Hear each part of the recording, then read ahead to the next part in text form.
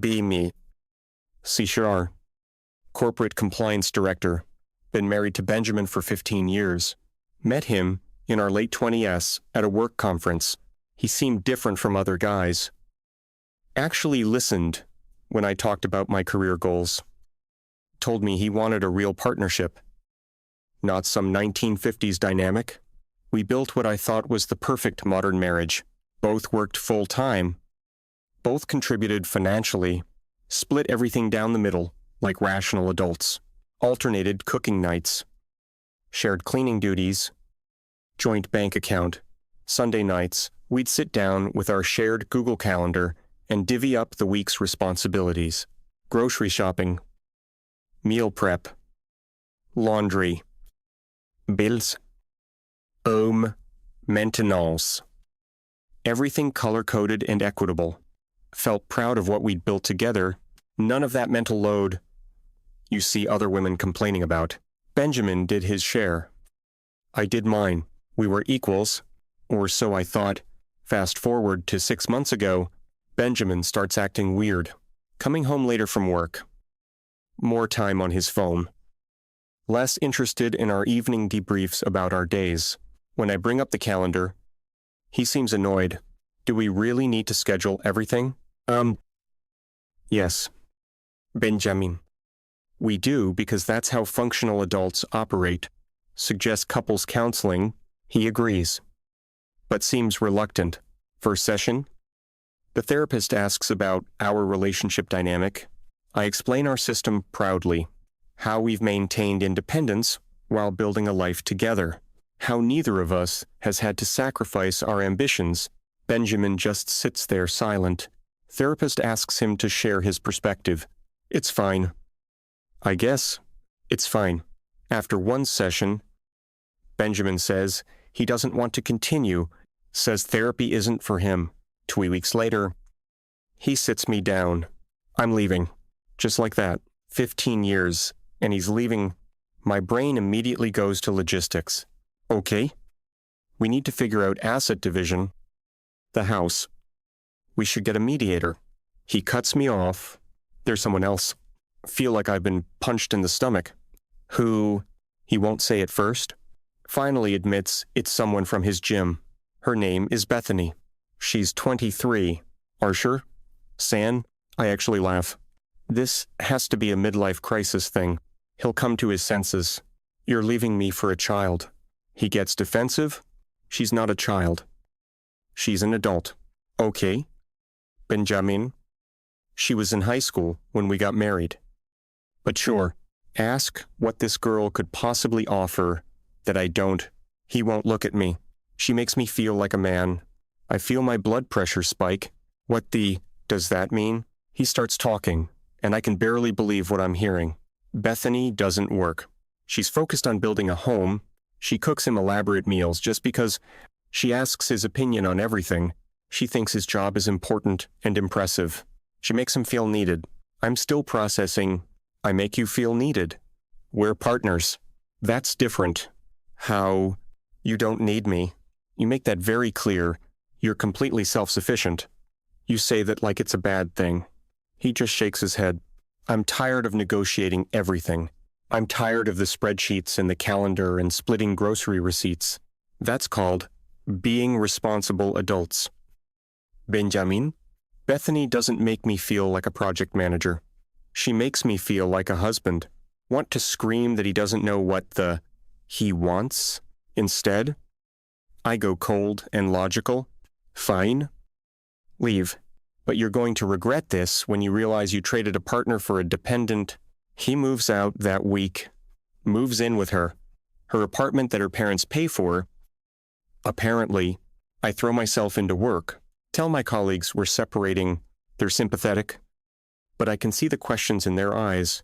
My assistant, Karen, whose husband does all around the house, actually says, well, at least you don't have kids to worry about. We decided together not to have children. Both our careers were demanding, and we liked our freedom. Now that decision feels like a knife, twisting. I could have had something of my own. Instead, I have a corner office and an empty house. Start seeing a therapist alone.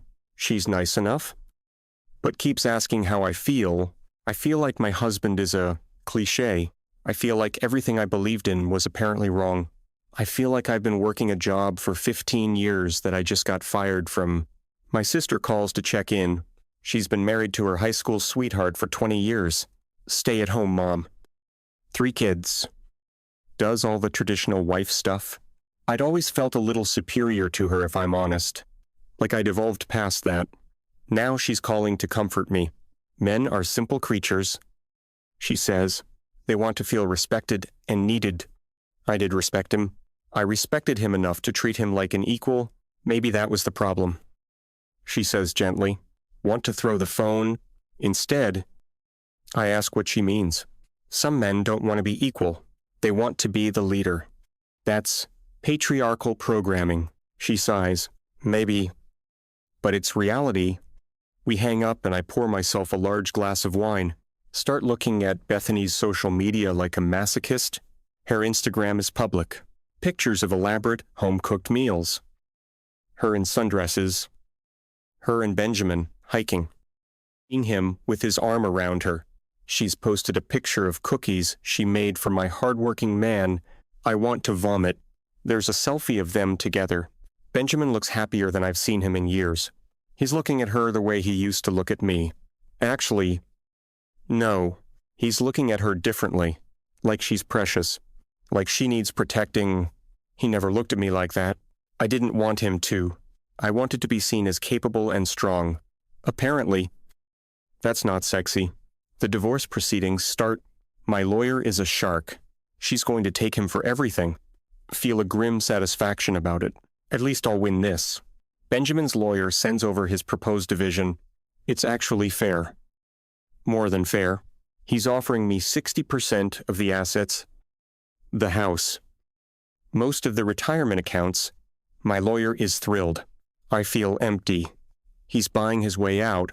He can afford to be generous because he's already won. He got what he wanted.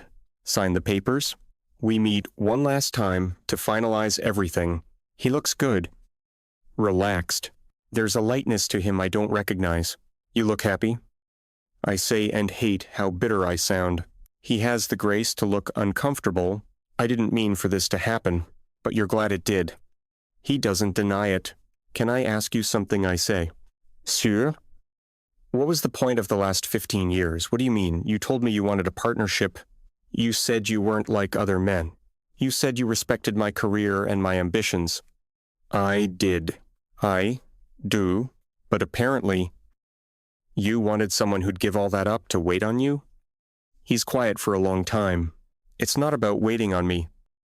Then what is it about? Benjamin, it's about feeling like I have a purpose in someone's life.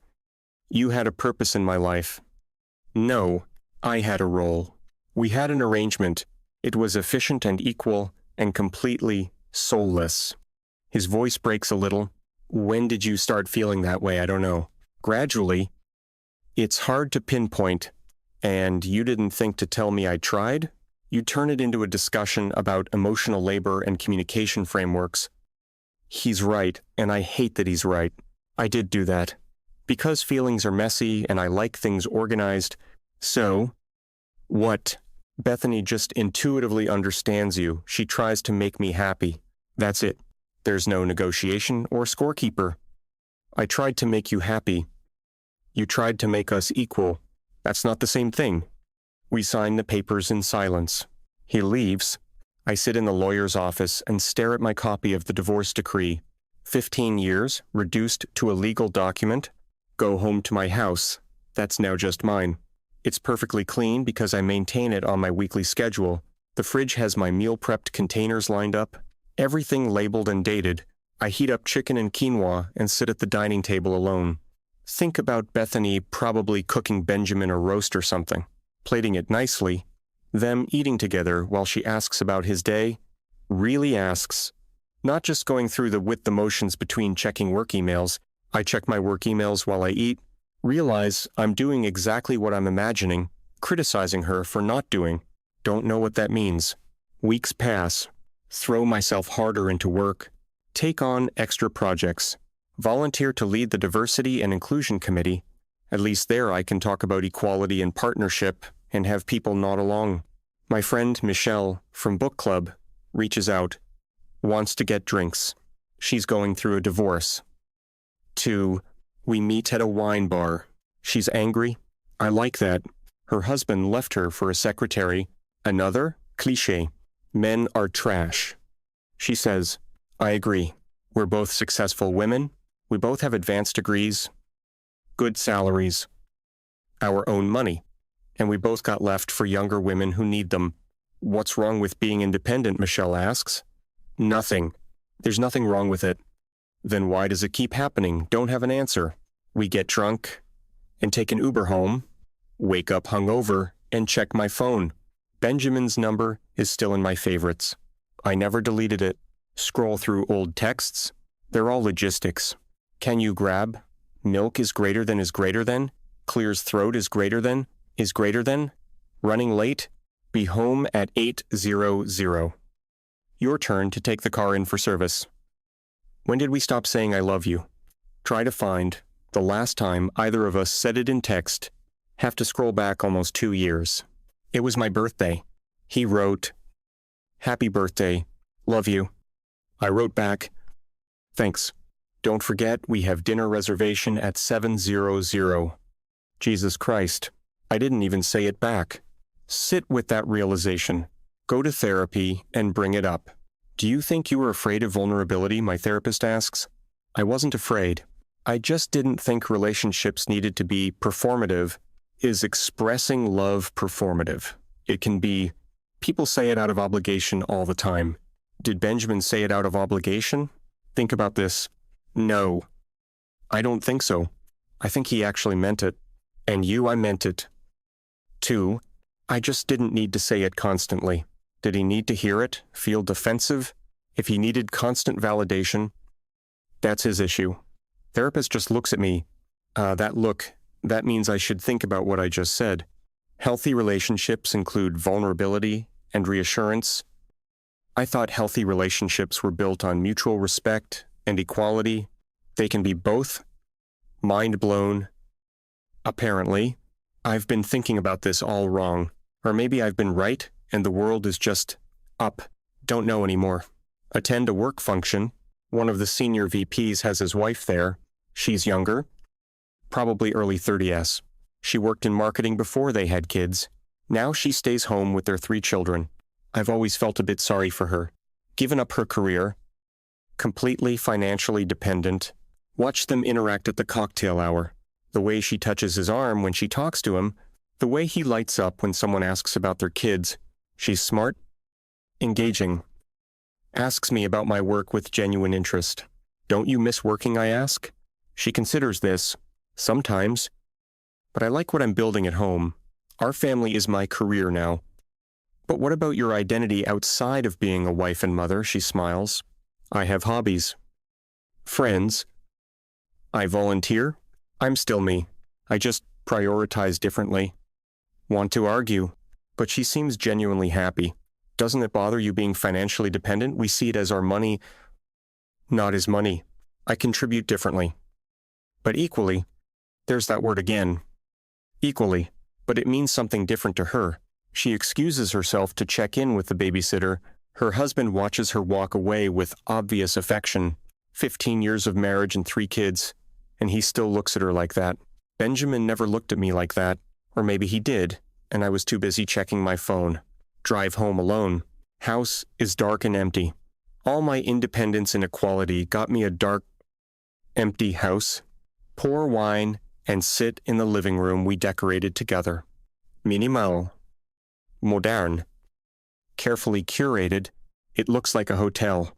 Wonder what Bethany's place looks like. Probably cluttered with throw pillows and scented candles. Probably cozy. Probably a home instead of a showcase. My phone rings. It's my mom.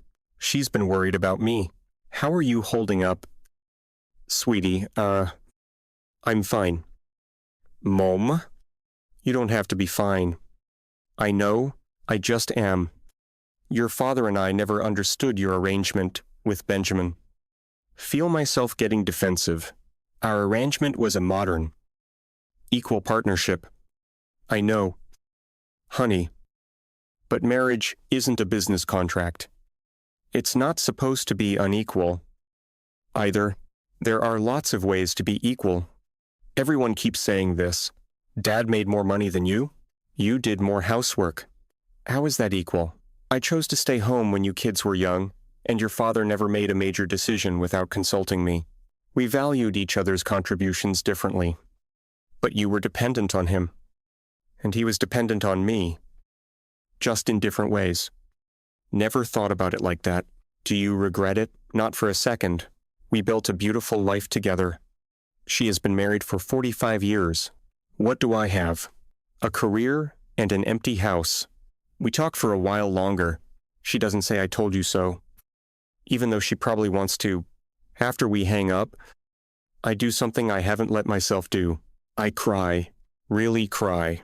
Not angry tears. But grief. I lost my husband. Not to another woman. I lost him years before that. Lost him in the spreadsheets and the schedules and the scorekeeping. Lost him by being so determined to not need him that he stopped feeling needed. My phone buzzes. Work email. Client needs something first thing Monday. I start to respond. Then stop. It's Saturday night at 9:00 p.m. I'm sitting alone in my empty house, responding to work emails. This is my life. This is what I chose. No. This is what I thought I was supposed to choose. Independence. Career. Equality. Self-sufficiency. All the things I was told to value, and they're good things. But maybe they're not the only things. Maybe I built a life so focused on not being dependent that I forgot how to be connected. Benjamin didn't leave me for a younger woman. You know, he left me for someone who made him feel like a person instead of a project. Someone who wanted to build a life with him, not just coexist efficiently. I never cooked him a special meal, just because. Never asked his opinion if I'd already made up my mind. Never made him feel like he was my priority. Because that would be needy. That would be traditional. That would be unequal. But what we had wasn't equal. Either it was just transactional. And apparently, that's not enough. Spend the weekend really thinking about what I want. About what I gave up in pursuit of what I thought I should want.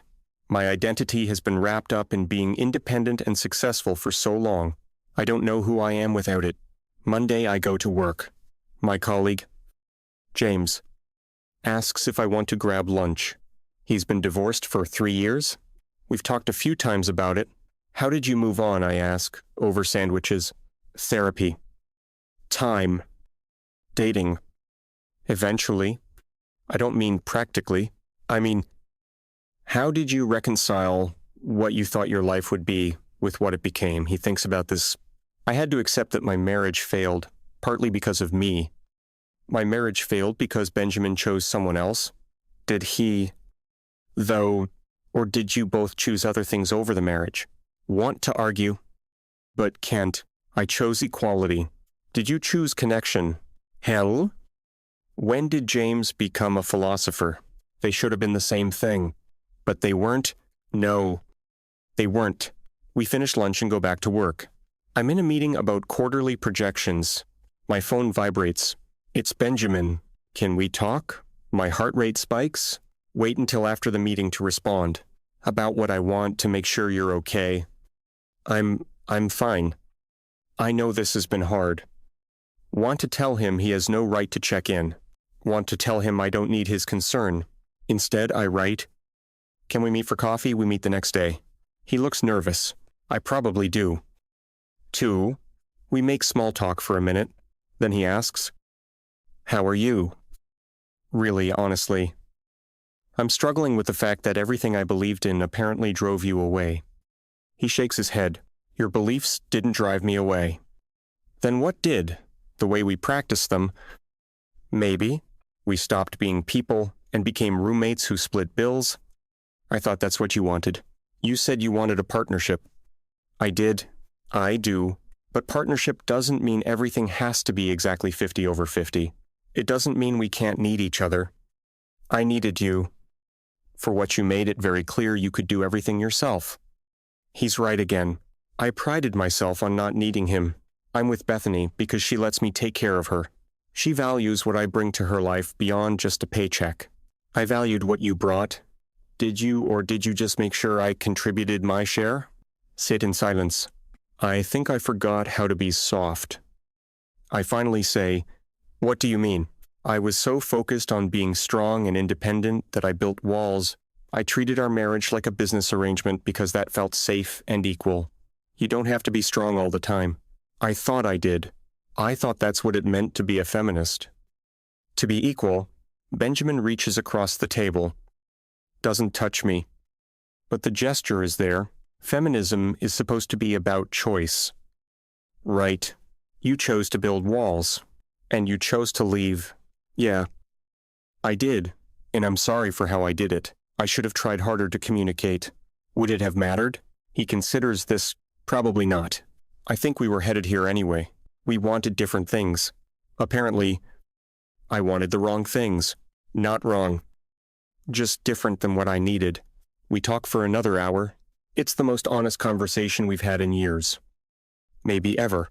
When we leave, I feel something shift. Not closure, exactly, but understanding.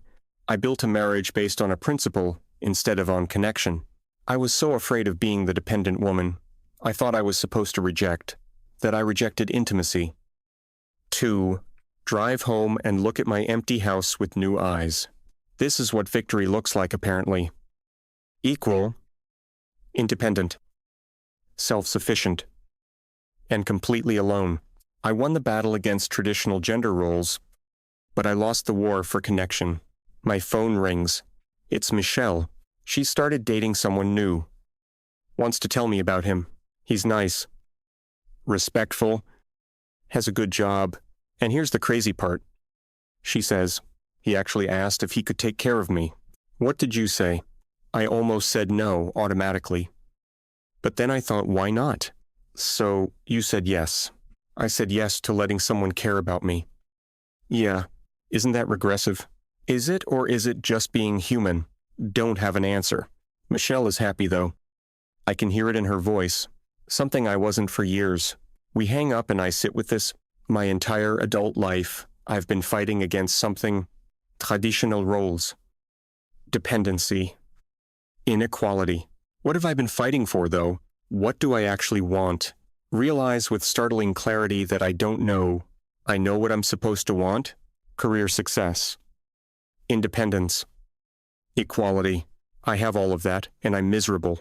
Maybe the problem isn't the principles. Maybe the problem is I made them my entire identity. I optimized for equality and lost connection. I optimized for independence and lost intimacy.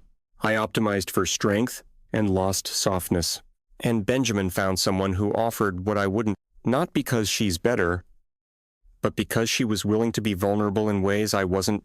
Sit in my empty house and finally understand I wasn't outsmarted by Benjamin or Bethany. I outsmarted myself, built a fortress of feminist principles, and wondered why I ended up alone inside it. The irony would be funny if it didn't hurt so much. I spent 15 years proving I didn't need a man, and then was devastated when he believed me.